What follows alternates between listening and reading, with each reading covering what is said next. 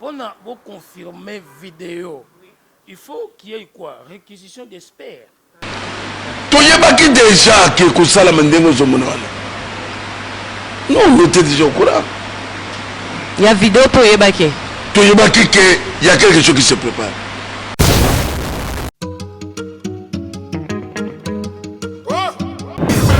Mati Kasongo. Kasongo Mati. Mati Kasongo. Bon. Garçon, lève-toi vite.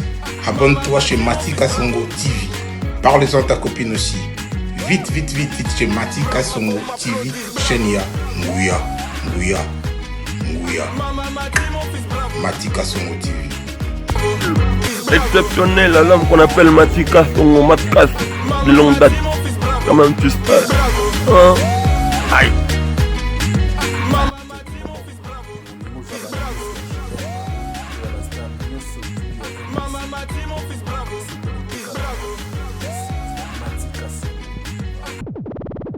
Voilà, bonjour mon athée, bonjour madame sur Mati Kasongo TV. Les tiens quoi quand on va s'abonner massivement na Mati Kasongo TV. Boya rapide parce que na ba news junior te koleka ba information ba actualité tout au betanki pour avoir trop fond. Il a bien makam tout parce que vous c'est là.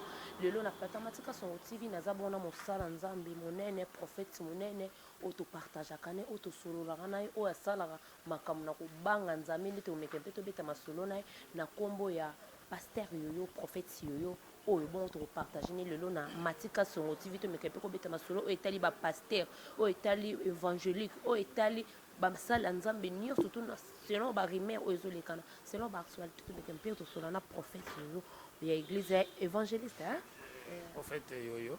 Église les amis de Jésus. Les amis de Jésus. Voilà, bana tout ya les amis de Jésus déjà ba salam nabino. Bonjour mon salam nzambe. Bonjour Laetitia Kouya. Na mo dia santé nzamba zo pombola. Oui, quoi de plus normal? De plus normal. Et ce sont voilà, mosala nzambe to mekepe solo no propos mamutali.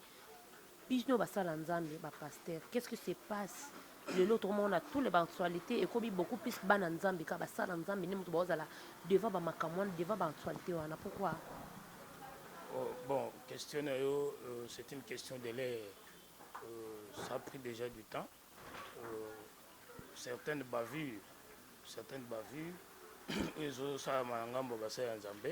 ça blesse et par moment ils ont compte ça même certains fidèles, certains chrétiens dans le naufrage de la foi. Ce sont des choses que vous avez décriées et moi je n'encourage pas. Entre-temps, d'entrée de jeu, je ne sais pas jusque-là que Ezali Kamboboende vous décrié Kamboboye peut-être ciblé le Kamnim Bozo décrié. Mais moi, de manière générale, je sais qu'il y a certaines attitudes, certains comportements que les hommes de Dieu affichent. Voilà un peu ce que je peux dire jusque-là. Avant tout côté na domaine wana na lingana poso na question to bana qu'est-ce wow ba question linga yango évangélisation c'est une thématique madame Kouya, c'est une thématique qui est tellement gigantesque et ça likammo comme nem to koye songote to koye sa téléspectateur en ce qui concerne l'évangélisation en un mot ou à deux mots. Il faut beaucoup de temps. Mais de manière résumée, je vais dire tout simplement ceci. Évangélisation, et une koloba pas compensation malam. Hein? Autrement dit, la linga la compensation malam. Évangéliser, c'est que vous avez capté, c'est que vous avez réussi. Un évangéliste peut évangéliser, un docteur peut évangéliser, un apôtre peut évangéliser, un prophète peut évangéliser. Les messages que lui a captés, le message que lui a réussi. Alors, de manière traditionnelle, évangélisation, bibliquement parlant, s'il faut toucher de la Bible, il faut toucher de la Bible. Évangélisation, parler de Jésus-Christ. C'est ça l'évangélisation dans le christianisme. Ça, il faut préciser aussi. Parce que certaines religions aussi évangélisent. Mais dans le christianisme, quand on parle de l'évangélisation, parler de la part de Jésus. Parler pour le compte de Jésus. Faire la publicité de Jésus de manière grosso modo. Et s'il faut entrer dans les détails, et revoyez-moi plus tard pour notre quota. Merci beaucoup, Monsala Nzambe. Lelo oyo to comprendre non te appelle tout le monde comme pasteur, comme évangéliste, ba comme rolobakaka. Nganzamba benga ngai. Nganzamba benga ngai. Appelle on so ko expliquer non ba fidèle ba zota la biso. Appelle nzamba ngo ezalaka bino nyo to foza ba pasteur. To ezana ba signification belé. Bon, Madame Kouya, la question, je constate vraiment que vous êtes mieux informé par rapport à la rumeur et des questions de l'air. Appel, Ngaïté, Ngaï prophète Yoyo, je ne suis pas indiqué, il y a qu'à définir Nani Babenga et Nani Babenga été. Si quelqu'un de son côté, à l'objet qu'il y a un appel, il y a un ni nakati.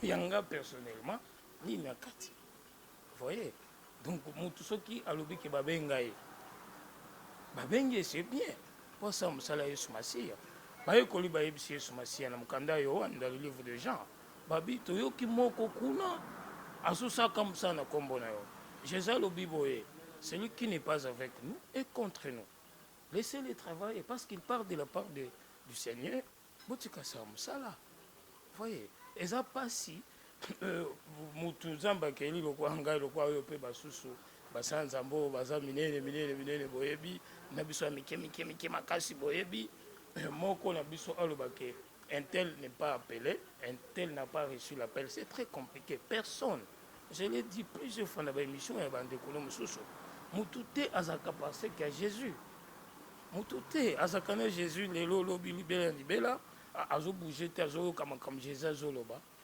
azo li baba décision Jésus azozo so Jésus a décidé que Elvis Yanfou lelo asam sans Zambé, c'est un avantage pour le christianisme, c'est un avantage. So Yesu Masia alobi na Hussein Bola asam sans Zambé au fort et au moulin, c'est un avantage, c'est pour décharger aussi les autres, vous voyez. Donc la question est makasi. Nous répondre de manière résumée.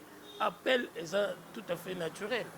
Et voilà, même je peux appuyer dans le verset biblique. Jésus le Bible, dans Matthieu chapitre 28, verset 20. Enseignez-leur ce dont je vous ai prescrit. Ça, c'est de 1. De 2, Marc chapitre 16, verset 15, évolué jusqu'à 17. À le Bible, qui est partout, vous savez, vous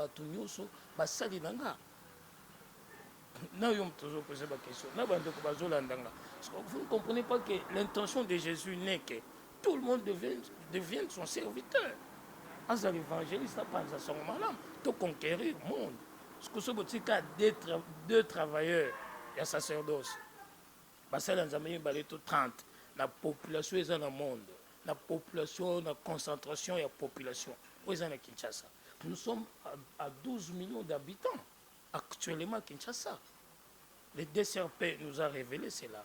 Les documents de stratégie de la réduction de la pauvreté nous donnent la densité qu'on sort. Nous sommes à 12 millions d'habitants. Kinshasa est l'équipe déjà Congo-Brazza de l'ensemble, la population. Parce qu'on bâtit qu'il y a 4 personnes, 5 personnes, parce que on est basé en appel, voilà un peu, je risque d'aller plus loin, je vous retourne la parole. Merci, Msala Nzambe. Professionnel que l'obik est, bino oza basala Nzambe miki ya minene bazali, tandis qu'il y a pas Nzambe, mutamukina mutamune nazate. Pourquoi l'obik bon? Oui, ça c'est une attitude de Jean-Baptiste. C'est une attitude de Jean-Baptiste au Bissoto Tokopia. Bengi Jean-Baptiste, prophète. Ah oui. Mais l'exercice naïe, la pratique naïe, il était prophète. Il s'est humilié, il s'est fait bas. C'est dans ce cadre-là, voilà un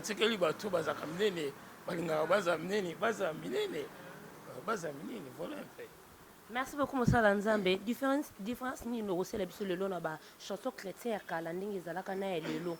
Pona zomona oya kala tango bato ezobeta même na l'église tozoyemba bato bazokota plus que na bonzambe. Ki ya lelo na mona wanzige ezala lisusu bongo te. Est-ce qu'il y a teke yo mo Monsala Nzambe prophète ko ça analyse ba chanson chrétien kala na lelo ndenge ko? Merci beaucoup, Madame Kouya. Moi, je pense que les gens du Cambodge acculturation, qu'on copie la culture, entre-temps, Moni bateau, vos hôtels français, tu vois, hein, quand ils montent du haut de la chair, peuple de Dieu, écoutez, tout ça, il tente à amadouer le peuple avec son français. Il cherche à tout point de vue mettre à jour la Bible. Et pourtant, on ne peut pas actualiser la Bible, non plus mettre à jour la Bible. On ne peut que respecter la Bible. C'est ce qui fait que, on vit, culturation, comportement, il y a tout, voire même, basé dans le occultisme. Tant que vous avez vous copiez, vous chanter, vous avez un Yesu, vous commis copier. Vous voyez, vous commis copier, c'est ce qui fait que quand vous copiez, vous recalez des fondamentaux. Vous avez des fondamentaux, il y a Moussali Nzambe. Les chantres, le fils de Corée, la Bible les considère comme des fils de Corée. Et bien évidemment, David aussi était chantre. Le livre des psaumes veut dire chanson tout simplement. Au moment que le texte, tout oyo lelo bazoyemba pona Yesu Masia, eza na ba fondamentaux bibliques, ba orientation ezate, ba mbokela ba n'importe quoi, ba sujet terre à terre. C'est pour cela minga nga ko emba banzembo ya biso akala ya mission. Tonda tonda tonda Yesu. Tonda nzambe moya me. Voyez un peu, c'est-à-dire ceux qui ont moni lelo bazoyemba bazobima muke tout simplement. Nalobaki une émission na leka ki epande kono dimanche eto leka kuna. Nalobaki ezali kambuya koluka ko apparaître. Moni ndenge ozo salabo ozo samsa na yo. Esenga o apparaître. Esenga un peu du design et que tu sois coquette. C'est ton boulot. Musala no esenga bongo. Est-ce que musala ya batu nyonso esenga bongo? Est-ce qu'un médecin peut chercher à apparaître? Soit là tu blouson na box na bureau na mbaba. Ça suffit. Chante soko yembi. C'est ça qui pose problème. Batu na mingi ozomona bongo. Ils ne sont pas passés même par la chorale. C'est pour ça qu'on a bazana ba principe te bayemba ta na ba chorale te. Dirigeant na bango nani ayebi sopte, ayebi alto te, ayebi premier vote. Voix basse, c'est-à-dire aïe kamba mon parce que j'en ai mon angélique. Tu combattre bangoté, tu plexi bangoté. Tu répondre quand la question posée. Ça dit quoi? Baolinga basala le quoi basta. Baolinga basala le quoi basta. C'est ce qui pose problème. Dans mon en question précédente posée qui n'a pas qui boye. Ba oaminene, biso ba oamiki. Musali nzambe fo linga zela na attitude. Il y a Jean-Baptiste. Aza une attitude de Jean-Baptiste. Il y a comme qui dit ça, il y a un bateau qui tomber. Dès que tu maman nasi kuya. Il faut tomber. Il faut bailler tout son parcours. Mais monsieur, s'il vous plaît. Bateau à nos autres bombe. Bango pe comme tu bien ça na l'église na bino na ba séminaire baya ko beta baya ko yemba. Ce n'est pas mauvais. Nous pouvons que travailler ensemble. Mais il se pose un problème. Il se pose un problème. Il y a volupté non basée. On considère bango nyonso. Na benga bango ba yemba to boité. Mais ayemba baloyembo nini? Ayemba baloyembo nini? Voyez, yomoko yemba baloyembo monsieur ça ne cadre pas avec le christianisme. Ça ne cadre pas avec le christianisme. C'est ce qui fait que je le salue en passant mon grand frère Oazé quoi. Il avait une dualité. Oui, exactement. Il avait une dualité avec mon vieux, mon papa. Ce n'est pas comme cela mon père spirituellement encadré. Tout le monde me doit du respect. Moi, mon vieux Zachary Bababa avait démystifié à long et à large. Nzemba ya Nzambe, Nzemba Nzambe te. Ezana ba oyo bazoya na l'église ko beta, otali ba oyemba Nzemba Nzambe te. Nazanga posa na yemba Nzemba ngote. Mais biso nyosto yebi mama kuya. Toyebi. C'est-à-dire que mais comme bazo benga bango, entre temps fidèle bino bolinga biloka ba émotion. Vous voyez, vous aimez les émotions. Vous aimez les émotions. Quand ba oyemba ba take a hand. Babeti le mot anglais moko na ndambo. OK, Jesus oka como que lengi. Uki lengi parce que moko baki come. En anglais. Pour anglais. Mais C'est ça encore le problème. Pour ça, émotion. Moutou, bien de n'importe quoi, en français ou bien en anglais. Alors, Bagalingala bien. So, il bien pour témoigner à Oganga. Kanga, moïbi, baïbinga. Mais ce qu'il y a, ça la disque naïe, français belé, ou bien, ce qu'il y a tek disque à 100% bon, ayembi lingala, ayembi lingala, bandil tisuka. Mais tant que l'ingate, à côté en français. Wana eza ba syllogisme moko so mutakenda classe comprendre que eza kapona osaka ba fidèle. C'est pour cela question na eza que ba yemba kana bango mais au moins baninga kokota peuple na naufrage te. Moni beaucoup déjà ba yeba misusu. Comment ba déjà ba misusu. Merci beaucoup Mosala Nzambe. Naza sur Olanda kito yoki vidéo oyo ya homme de Dieu moko zo circuler de prière ya pasteur moko na évêque. Question ezanini? Vidéo na mona kengo to yokaki. Bon, nazo yoka. Non non monite. Je n'ai pas l'intention. C'est un papa assez musama kasi na Musanzambe. Assez musama kasi. Ngana kokota na phase wana te. Na bando yoka masolo na ye ya bongo et puis na bando lukana tala. Faut maintenant na fongo la Bible, na comprendre les chroniques, na comprendre les strass. Ba livre à passer hein. Ba livre à passer na Bible. De quoi ba strass, hein, ba chronique, ba cook. Mosala Nzambe. Tango bike okota na mamba bongo te. Lelo otomona de basala Nzambe. Même ekolo bazokota na kata makamono biki aza papa sala mingi. Maintenant tango yokaki nouvelle wana etake yope mosala Nzambe. Et ça non ndenge nini parce que wana pe kaza pani banzimi na biso ka banzimi église kaka bino bo encadrer biso. Bon, c'est tout à fait normal. Est-ce que ça ne peut pas m'étonner jusqu'au niveau qu'il y a comme estomaqué? Je ne peux pas m'estomaquer pour cette nouvelle. Jésus-Christ avait fait quoi? Vous pouvez sa réponse, téléspectateur. Jésus-Christ a sakani pour les canécolos. Je suis congolais. Je suis congolais. Identité Mosala Nzambe. Non, non, identité nanga yangwana. Je suis congolais africain. Identité nanga yangwana. Identité nanga yangwana. Ce qui te commune à makambo bekolo, peut-être au diminuer affection pas nanga, ou bien ngana au bando diminuer considération na yo pas nanga, ainsi de suite. Moi je sais une chose, je suis congolais, c'est tout. Je suis congolais, bah province et consort. D'ailleurs, nous avons un concept nangai, il y a comme campé pour apporter quelque chose dans la science, dans le domaine de l'identification, les Kambaba province d'origine. Alors moi, je suis né à Kinshasa, province d'origine donc Kinshasa. Mosala Nzambe to kotana na mama na likambo wana parce que EPCP na ba fidèle na ba chrétien bele sali passe mingi. To makambo boy ko mosalama.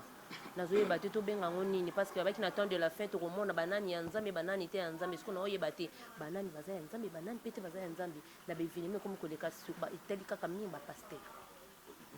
Madame Koya, s'il vous plaît, précisez maman. Makambo itali pasteur mukuna. Wana ezalaki ser na ye. Ke na kati ya voiture. Na kati ya voiture bazo bima ensemble. Na kati ya voiture na ser ya église. Bon, maman Likambosa boye. Timothée a lobby, hein? Apôtre Paul a joué sa Timothée. Apôtre Paul a joué Timothée boye. Les Camboniens se font une déposition. Il y a Batumi Balé. Il y a Moutoumoko jusque-là, ça ne suffit pas. Déposition veut dire témoignage. Il y a Batumi Balé. Moutoumoko mi Balé.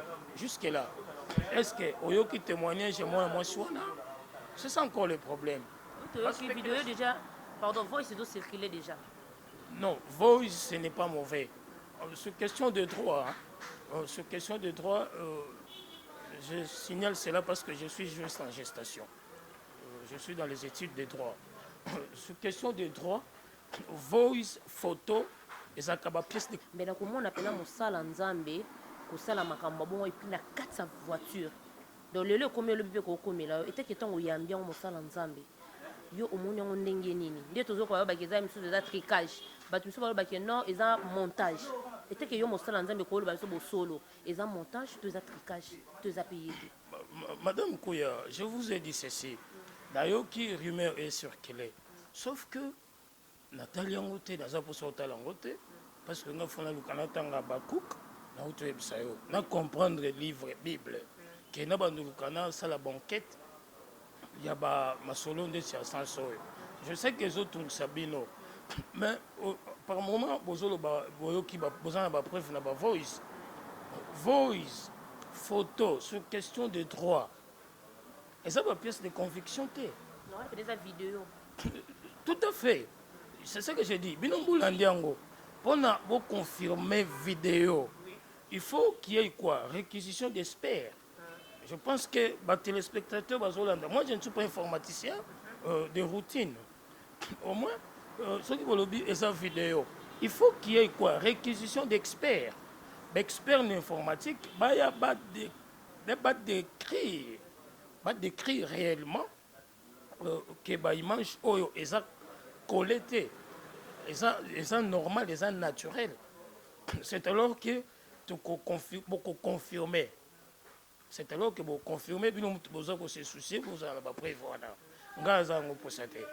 Alors, jusque-là, comme ils ont audio, vous savez qu'il y a des gens qui prennent ma voix. Moi, à la maison, chez moi, il y a mon fils Manassé. Quand il a dérangé, il imite la voix.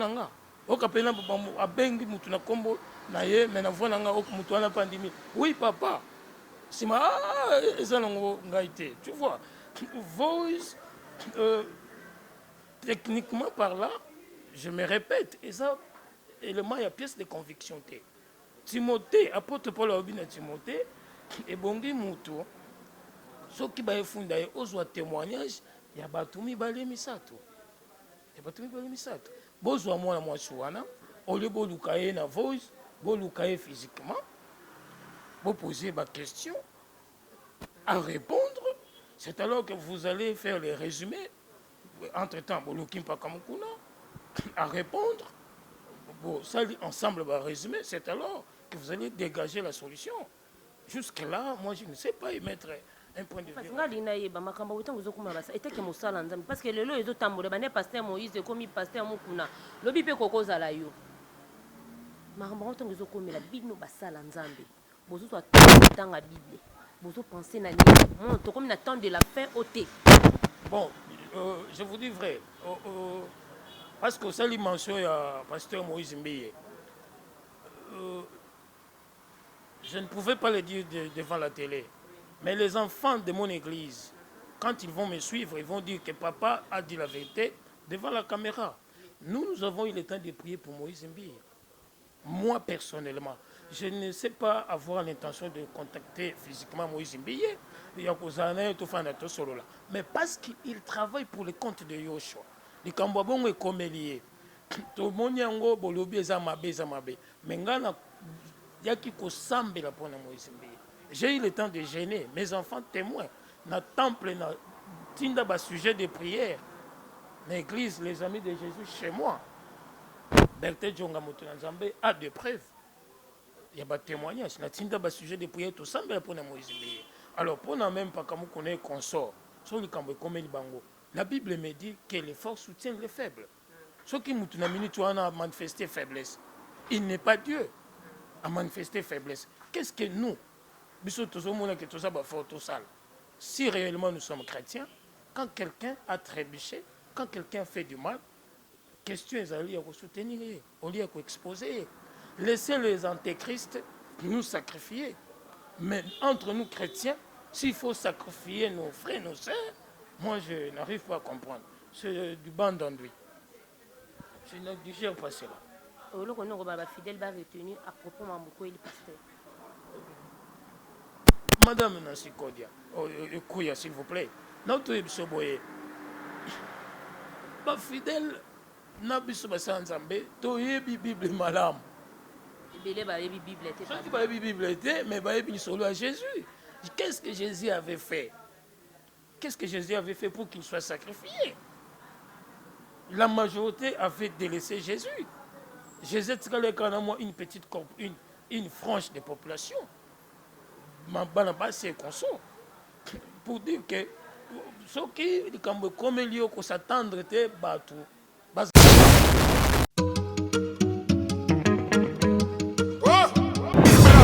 Matika Songo. Kasongo Machi. Machi Kasongo. Bon. Eh, garçon, lève-toi vite. Abonne-toi chez Matika Songo TV. Parle-en à ta copine aussi. Vite, vite, vite, vite chez Matika Songo TV. Chaîne ya Nguya. Matika Songo TV. Exceptionnel, l'homme qu'on appelle Matika Songo Matkas de longue date. Quand même tu sais. Hein? Aïe.